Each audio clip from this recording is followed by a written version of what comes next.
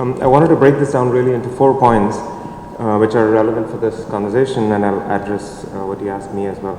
So fundamentally, if you look at innovation, there are 2 types of innovation as defined by Clayton Christensen. 2 of them fall under the evolutionary/revolutionary type of innovation, and the second is disruptive innovation. Disruptive innovation is important because with disruptive innovation, you're breaking down an existing value system, and with that value system breakdown, you end up creating new revenue opportunities in new markets. At T-Hub, that's the model we're trying to adhere to. With that being said, the last 5 years, everything that we do, the trick for entrepreneurs and for economies is to stay relevant. And relevance is key because things change at a dramatic pace. Obsolescence is the name of the word.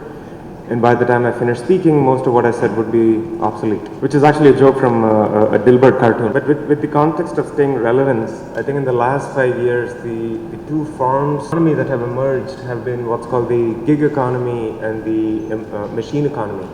The gig economy, and both play extremely well into where we stand as a country. The gig economy talks about why leverages are important.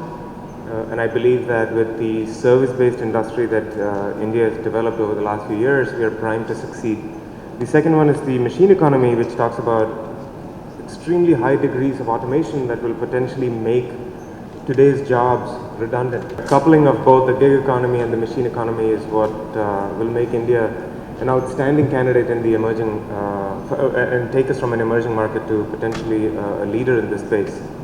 So with T-Hub, what we've done is we've focused in on about 7 avenues, 7 sectors, which include health tech, agri-tech, sustainability, including clean energy and water, fintech, social tech, and transportation with an impetus on data analytics. So with that, we are very, very honest and cognizant about the fact that historically 92% of startups have failed. We are not here to change that statistic to anything south of that. We understand that 92% of startups have failed and will fail.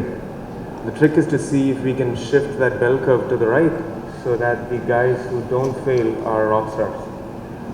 74% of the 92% that fail because they hit what's called a condition where you are premature as far as the ability to scale is concerned. So that could be in the form of capital showing up early, capital showing up at incredibly high valuations, which we've seen in the last 2 years in India, thanks to e-commerce, which is another conversation for another day. But those are attributes that we pick and learn from.